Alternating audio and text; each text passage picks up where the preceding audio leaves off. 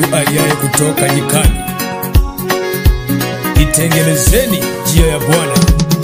Nite Isaya Yohana. Tanzania, nchi yangu, ninakupenda Tanzania. Tanzania, nchi yangu, ninakupenda Tanzania. Niamkapo asubuhi na mapema, nitakukiri wewe Tanzania. Nitembeapo njiani, nisafiripo, nitakuimba wewe Tanzania. Sitakubali uaibike Tanzania. Sitakubali unyanyasike Tanzania. Japo wengi wamenyamaza kukutetea, mimi kamwe sitatulia kukupigania. Japo sina nguvu nyingi za kupambana, lakini kwa nafasi ndogo takusemea.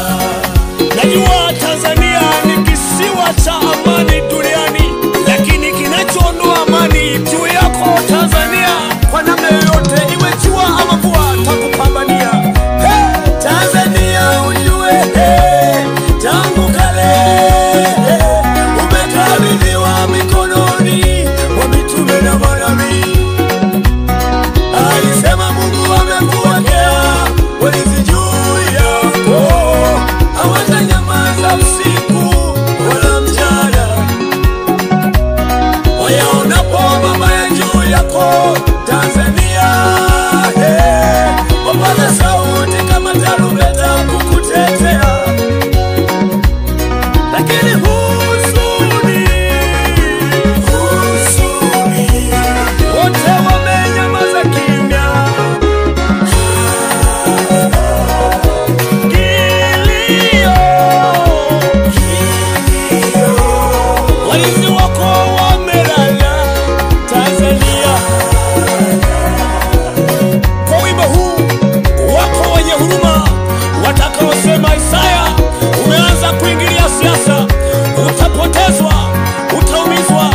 Sikiliza nikwambie, hata wewe utakaosema maneno haya, najua hata wewe hauijui njia ya Yesu ni ipi. Yesu anasema, mimi ndimi njia na kweli na uzima. Mtu hawezi kuja mbinguni asipopitia njia yangu. Maana yake kama kuna mtu atasema mimi ni wa Kristo, basi ajue yale ambayo Kristo aliyatenda akiwa duniani. Kama alikemea viongozi wa dini waliokula sadaka za wajane, halafu akiwatabiria baraka, aliwakemea. Basi wako mpaka leo ambao wanajiita mitume, wanajiita manabii, maaskofu, wachungaji, ambao washirika wao wanaishi maisha ya shida, watoto wao nguo zimetoboka, makalio yako nje, lakini bila huruma wanapunwa sadaka na michango.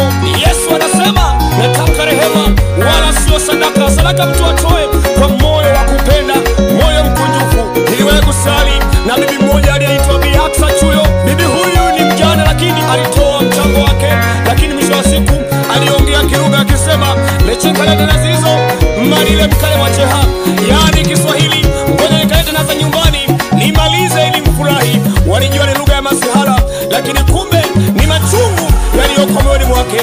Wahubiri kama hawa walipaswa kukemewa, na wewe unajiita mwinjilisti kama Yesu alivyowakemea wahubiri wa aina hiyo enzi hizo. Natamani kwa wimbo huu niwashtue baadhi ya watu ambao umesahau nafasi zenu.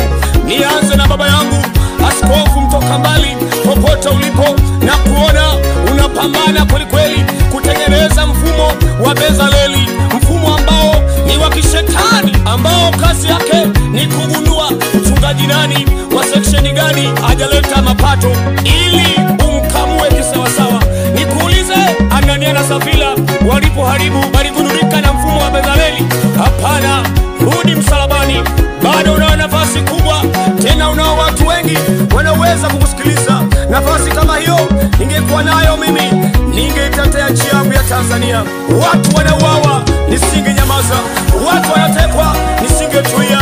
Isaya anasema kwa ajili yako Sayuni sitanyamaza wala sitatulia. Lakini nakuona kutoka mbali umetulia. Nije Magembe baba yangu pale unafurukuta kweli kweli. Sijadharau juhudi zako, unapambana, lakini naona bado haufunguki sawa sawa kwenye taifa lako la Tanzania. Funguka kwa jina la Yesu. Nchi inakutegemea, taifa linakutegemea. Pende Bwana Mungu wako kwa moyo wako wote. Pasuka juu ya taifa la Tanzania. Wote mnaojiita mitume na manabii mmebaki kuuza mafuta na maji ya upako. Achani kuuza makorokoro hayo. Mtambue Mungu ameikabidhi Tanzania mikononi mwetu. Watu wanatekwa, tuwatetee katika jina la Yesu. Tanzania ujue tangu kale umekabidhiwa mikononi mwa mitume na manabii.